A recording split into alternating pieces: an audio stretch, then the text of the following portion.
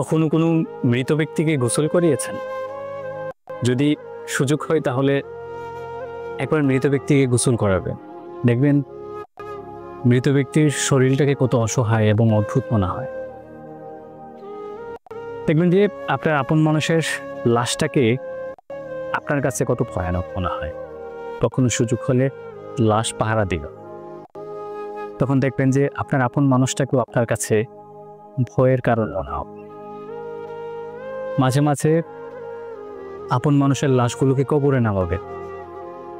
দেখবেন যেই মানুষটার সাথে আপনি চলেছেন, হাতে হাত রেখে আড্ডা দিয়েছেন, চায়ের কাপে চুমুক দিতে দিতে কত গল্প করেছেন, সেই মানুষটাকে যখন আপনি কবরে নামাবেন তখন আপনি বাস্তবতা বুঝতে পারবেন যে একই পথ তো আমারও ধরতে হবে।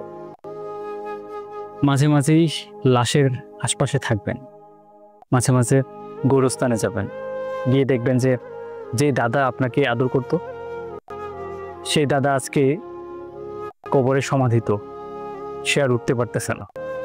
আপনি কথা বলছেন কিন্তু পাশ থেকে কোনো জবাব আসছে না। আপনার যে মা আপনাকে এত আদর যত্ন করে বড় করেছে, সেই মায়ের কবরের পাশে গিয়ে দেখবেন সেই মা আর আপনার সাথে কথা বলে না। এজন্য আলটিমেটলি আমরা পৃথিবীতে যাই করি, যত ক্ষমতাই দেখাই, যত খারাপ কাজই করি কিংবা ভালো কাজ করি, আমাদের আলটিমেট ডেস্টিনেশন হচ্ছে কবর, আমাদের আলটিমেট ডেস্টিনেশন হচ্ছে আখেরাত।